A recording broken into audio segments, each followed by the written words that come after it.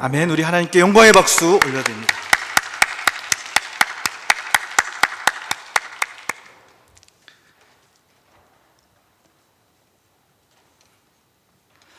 샬롬의 귀한 찬양 감사드립니다. 또 합의 찬양단 그리고 영상으로 음향으로 함께 예배를 돕는 모든 분들께 진심으로 감사드립니다. 몇 년 전 일입니다. 저하고 아주 친했던 청년 하나가 저에게 카카오톡 메시지를 보내왔습니다. 어느 이슬람 국가에서 선교사들이 갑자기 붙잡혀서 사형 판결을 받고 갇혀있는 상황이니까 간곡히 기도해달라고 부탁하는 내용이었습니다. 또 이 메시지를 최대한 많은 사람에게 전달해서 기도에 동참할 수 있게 해달라고 했습니다. 그러니까 저 말고도 많은 청년들이 이 문자를 받았다고 했습니다. 그런데 며칠 후 이것이 가짜 뉴스라는 사실이 밝혀졌습니다. 아마 그때 이 문자 받은, 카톡 메시지 받은 분들 이 자리에도 계실 것 같습니다. 가짜 뉴스, 하지만 이미 이 메시지가 며칠 동안 수많은 크리스찬들에게 전파됐고 그 며칠 동안은 정말 간절한 기도의 제목이었습니다. 근데 그게 가짜 뉴스였다니 허탈하고 또 씁쓸했습니다. 누가 그런 생각을 했을까? 이런 일이 한 번의 해프닝이었을까요? 안타깝게도 그렇지 않은 것 같습니다. 요즘도 가짜 뉴스의 폐해가 엄청난데요, 유독 교회 안에서, 유독 크리스천들이 가짜 뉴스에 잘 빠진다고 합니다. 뉴스에도 보면은 그런 가짜 뉴스 때문에 어떤 정치적인 모임이나 큰 행사 같은 데에 동원된 기독교인들이 상당히 많은 것을 종종 보곤 합니다. 아세아연합신학대학교에서 미디어와 커뮤니케이션을 가르치는 이수인 교수는 그 이유를 이렇게 진단합니다. 일단 기독교인들은요, 기본적으로 남을 잘 믿고 받아들이는 사람들이다 이겁니다. 왜 그러죠 오늘? 네. 세훈이 자꾸 저를 보고 있어서 그런 것 같습니다. 아까부터. 네. 그리고 주위에 사람들 경험해봤더니 참 믿을 만한 사람인 거예요. 그렇지 않습니까? 저는 여러분 볼 때마다 야, 참 믿을 만한 사람들이구나 이런 생각을 합니다. 그냥 세상에서 살아가는 사람들에 비해서 교회 안에 있는 사람들은 주변에 믿을 만한 사람들이 많이 있어요. 저 사람이 말하는 거라면 사실이겠지 이렇게 생각한다는 겁니다. 그러다 보니 가짜 뉴스에 취약해집니다. 에이, 아무개 속장이 얘기해줬는데, 우리 회장님이 얘기해줬는데 그냥 믿는 거죠. 또 하나, 한국 교회 내에 아멘 그리고 순종을 강조하는 문화가 있습니다. 물론 3부 예배 시간에 별로 못 듣는 그런 거기도 하지만 아멘 안 한다고 굉장히 야단치는 그런 목사님들도 계시거든요. 아멘 해야 된다, 순종해야 된다, 이런 걸 강조하거든요. 근데 이것이 다 그런 건 아닌데 부정적인 방향으로 발전하면 반지성주의가 되기 쉽다는 겁니다. 그래서 이수인 교수는 오히려 다른 데보다도 교회 안에서 비판적 사고가 더 필요하다 이렇게 주장합니다. 어떤 말이 참인지 거짓인지 주의 깊게 따져봐야 한다는 것이죠. 사도행전 17장에 보면 굉장히 신기한 대목이 나옵니다. 베레아라는 곳에 있는 기독교인들을 칭찬하고 그들이 얼마나 신앙생활을 잘했는지를 소개하는 부분이거든요. 거기 이런 말이 나옵니다. 베레아에 있는 사람들은 간절한 마음으로 말씀을 받고 이것이 그러한가? 정말 그런가? 그리고 문맥을 따져보면 그 말을 누가 했냐면 사도 바울, 사도 신라가 한 말이에요. 근데 그 말이 정말 사실인가 아닌가 따져보면서 날마다 성경을 상고했다 이렇게 나오고 있습니다. 그냥 어지간한 선지자, 어지간한 교사가 말한 것이 아니라 바울 사도가 말했는데 그때도 자기가 읽은 말씀에 근거해서 꼼꼼하게 그 말을 점검했다 이겁니다. 저는 이렇게 잘라 말합니다. 교회 리더들 그리고 목사님들의 말을 무조건 덮어놓고 믿는 건 진정한 신앙이 아닙니다. 무조건 아멘하고 순종해야 되는 거 건강한 신앙이라고 볼 수 없습니다. 제 말을 포함해서 강단에서 선포되고 있는 말씀이라 할지라도 여러분 이성의 불을 밝히고, 그리고 무엇보다도 여러분이 지금까지 읽고 있는 그 성경 말씀에 근거해서 과연 저것이 참인지 아닌지를 가려낼 수 있어야 합니다. 대단히 중요합니다. 평소에 여러분들이 큐티하는 것, 말씀 읽는 것, 그 말씀을 깊이 묵상하는 것, 이것이 중요한 까닭이 바로 여기에 있습니다. 혼란의 시대, 기독교인들에게 정말 필요한 이 능력을 성경은 분별이라고 부릅니다. 저는 이 단어가 대단히 중요하다고 생각합니다. 바울 사도도 이렇게 강조하죠. 로마서 12장 2절입니다. 너희는 이 세대를 본받지 말고 오직 마음을 새롭게 함으로 변화를 받아 하나님의 선하시고 기뻐하시고 온전하신 뜻이 무엇인지 분별하도록 하라. 저만 분별해야 되는 것이 아니라 여러분들 모두 그래야 한다는 것입니다.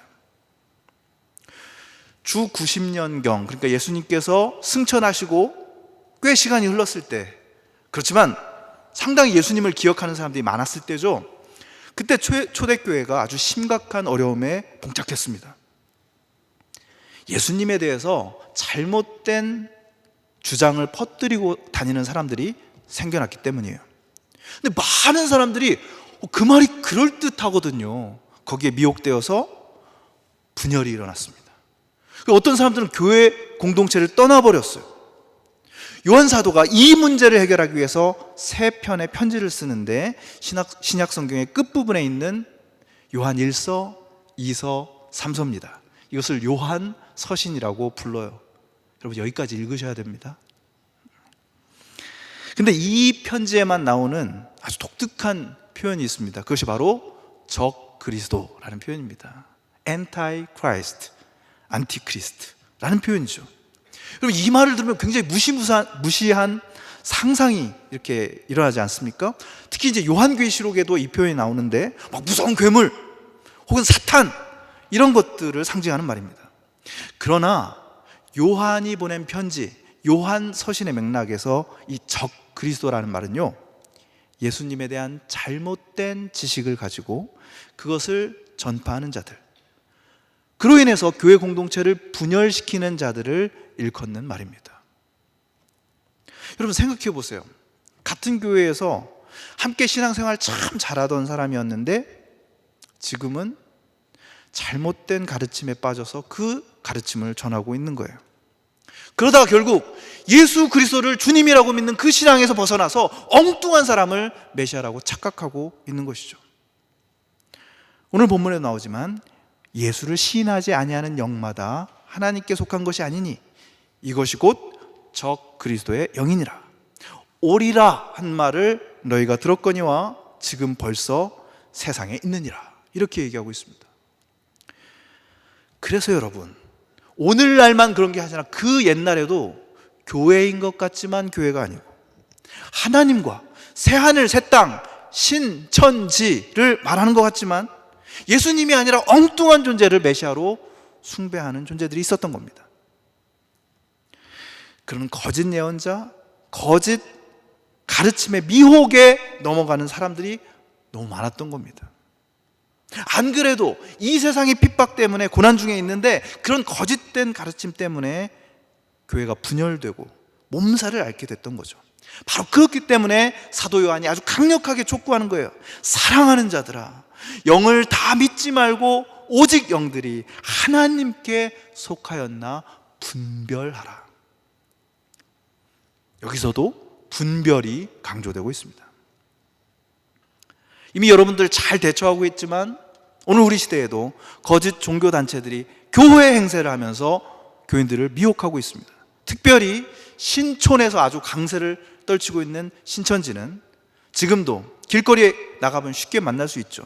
심리검사, 애니어그램, 직업상담, 뷰티 클래스, 밴드 공연, 캘리그라피 전시회, 동아리 공연 등등으로 교묘하게 여러분들의 개인 정보를 얻어내서 포교를 합니다. 타로점과 성경 이야기 이런 걸 통해서 안 믿는 청년들도 끌어들이고 있습니다. 코로나 시대가 돼서 그렇게 언론에 문매를 맞았는데요, 코로나 기간 중에 2만여 명이 넘는 젊은이들이 신천지에 포교가 되었습니다. 신천지의 가장 큰 특징이 모략전도라는 겁니다. 그것은 포교를 위해서는 거짓말도 문제되지 않는다라는 입장입니다. 여러분을 신천지 교인으로 만들기 위해서 쓰는 거짓말, 그런 거짓말은 하나님께서 인정해 주신다, 괜찮다, 이런 겁니다. 전도를 위해서 미리 각본을 짜고, 한 명의 사람을 신천지로 끌어들이기 위해서 20명이 미리 각본을 짜고, 그 사람이 뭘 좋아하는지, 어디를 자주 가는지, 뭘 하고 있는지를 파악하고 함께 움직입니다. 방법이 이미 그렇게 되어 있는 거예요.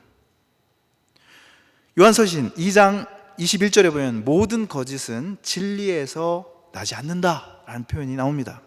여러분, 진리는요, 그것을 전파하는 방법도 진리여야 합니다. 거짓된 방법으로 그러나 진리를 증언한다, 이건 성립이 안 되는 거예요. 잘 분별해야 됩니다. 길거리 설문지 절대 안 됩니다.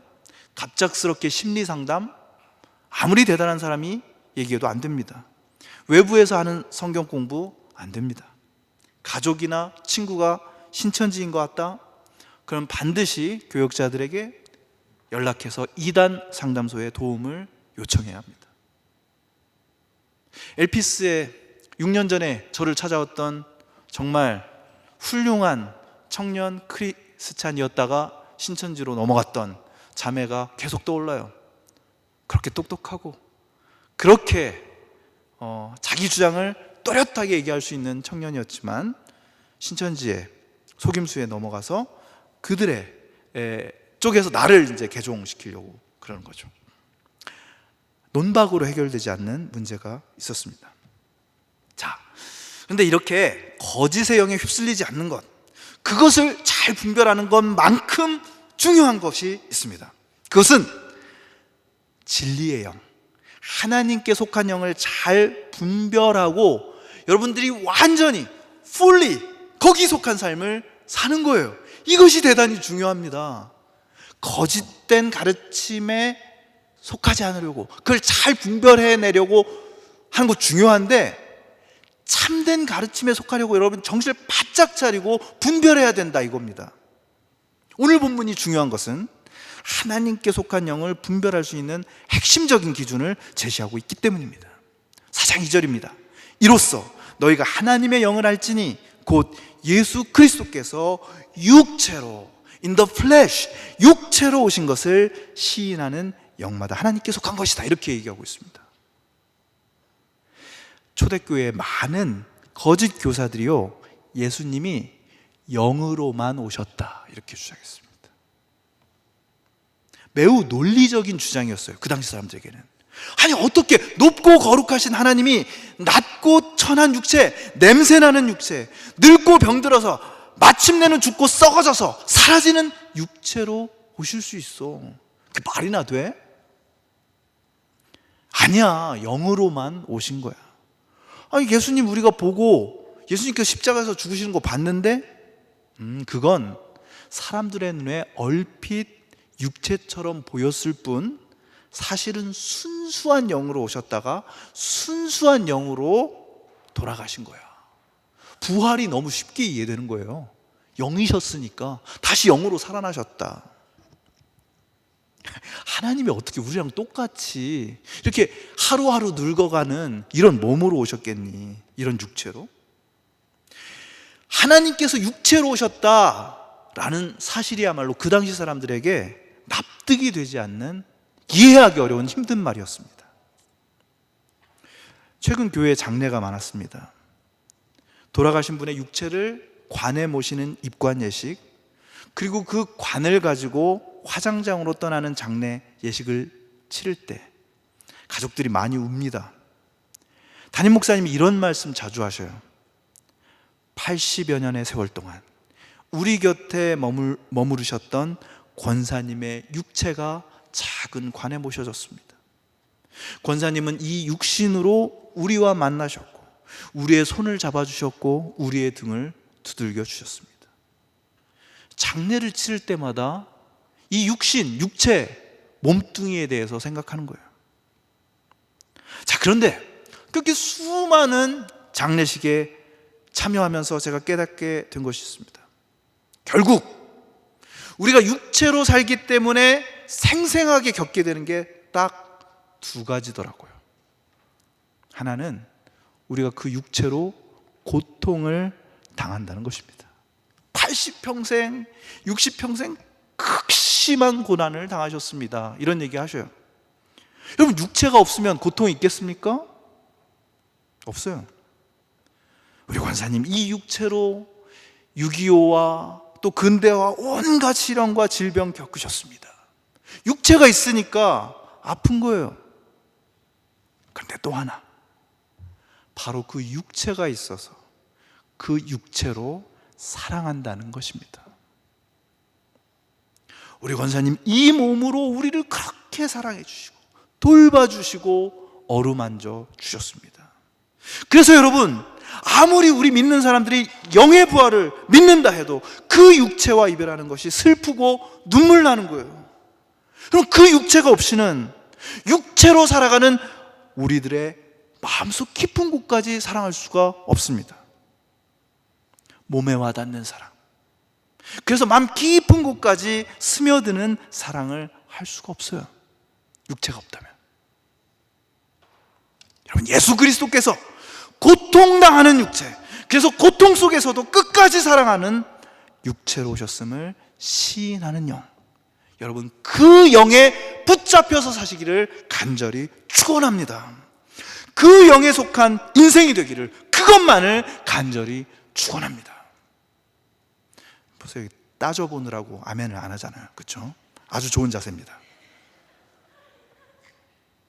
예수님께서 비천한 육체로 오셨음을 시인하는 영, 고통과 어려움을 마다하지 않고 사랑하시는 육체로 오셨음을 시인하는 영을 잘 분별하고 그 영에 속한 삶을 살아야 합니다. 반드시 매일매일. 분별 첫 번째, 참된 믿음인가 거짓 믿음인가 신천지인가 아닌가 잘 분별한다. 1번. 2번, 육체로 오신 예수님에 속한, 그분의 영에 속한 삶인지 아닌지를 분별해야 됩니다. 매일매일. 그런데 그 당시 교회가 그러지 못한 거예요. 그래서 요한이 편지의 처음부터 마지막까지 아프게 지적하고 있는 게 있습니다. 1장 9절, 빛 가운데 있다면서 그 형제를 미워하는 자는 지금까지 어둠에 있는 자다. 빛 가운데 있다, 무슨 말이에요? 나 믿는 사람이다, 나 하나님 믿는 사람이다, 따르는 사람이다. 그러니까 빛 가운데 있죠. 예수님, 우리들의 밝은 빛, 하늘에서 빛나는 밝은 빛. 그런데 사실은 미움의 어둠 속에 있는 겁니다. 1장 11절, 그래서 어둠에 행하며 갈 곳을 알지 못하나니 이는 그 어둠이 그의 눈을 멀게 하였습니다. 어둠에 걸려 넘어집니다. 자기만 그러면 얼마나 좋아요? 그 미움, 그 분열의 덫을 여기저기 만들어 놓는 겁니다. 끼리끼리만 좋아해요. 여러분, 끼리끼리 좋아하는 거 사랑 아닙니다. 착각하면 안 됩니다. 끼리끼리 모여서 어떻게 해요? 그 끼리 안에 들어있지 않은 사람들을 미워합니다. 이거 사랑이 아니에요. 말을 하면 누군가 제3자를 더 미워하게 만들어요. 나랑 같이 얘기하는 사람이 내 말에 탁 걸려서 잘 모르는 사람인데도 그 사람을 더 얕보고 더 깎아내리고, 그렇게 해서 분열에 덫이 되는 말, 그런 행동들이 우리 안에서 나가더라 이겁니다. 혼돈과 미움으로 가득한 세상이죠. 그래서 우리도 자칫하면 빛 가운데 있다 이렇게 예배드리고 있으면 왠지 우리가 빛 가운데 있는 것 같지 않습니까? 그러면서 결국은 누군가를 미워하게 만드는 세상의 풍조를 따르기가 쉬운 겁니다.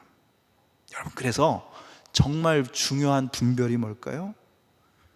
예수께서 육체로 오신 그 사랑, 그 사랑을 매일매일 시인하고 내 삶의 중심으로 인정하고 받아들인 겁니다.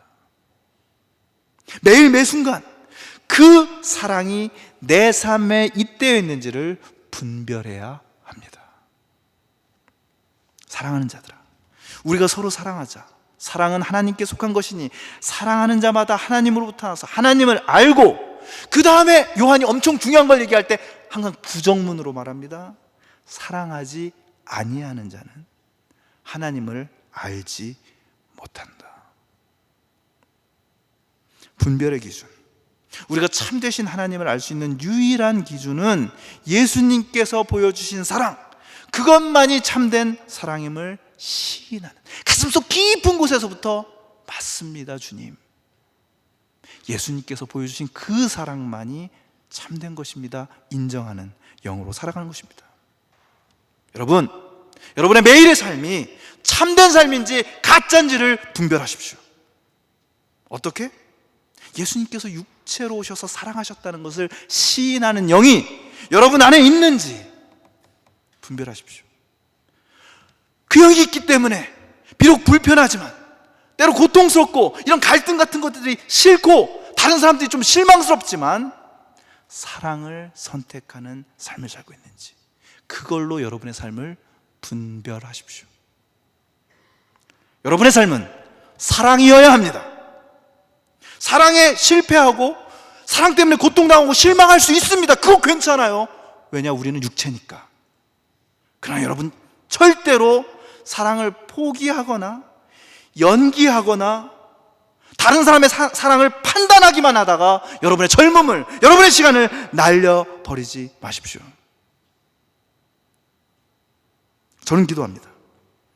여러분이 항상 사랑 때문에 깨지고 사랑 때문에 상처받기를 기도합니다.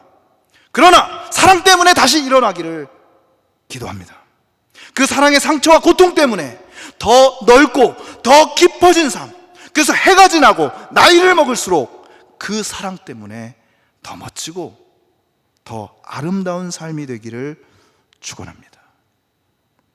육체로 사는 동안 부딪히십시오, 깨지십시오, 조롱당하십시오, 죽으십시오. 그래서 다시 일어나십시오. 그 사랑을 위해 예수께서 육체로 우리에게 오셨습니다. 할렐루야. 기도하시겠습니다. 주님, 가슴에 손을 얹고 지금 내 안에 있는 영을 분별합니다. 내 안에 하나님의 영이 있는가? 육체로 오셔서 상처받고 아파하셨지만 끝까지 사랑하신 예수의 그 사랑, 하나님에게서 나서 하나님을 알게 하는 그 사랑이 내 삶을 움직이고 있습니까? 주님, 그 사랑에 이끌려 살게 하시고 나를 놀라게 하고 나를 감격하게 하는 그 사랑을 표현하고 고백하고 닮아가게 하여 주시옵소서. 육체로 우리에게 오신 예수님의 이름으로 기도하옵나이다.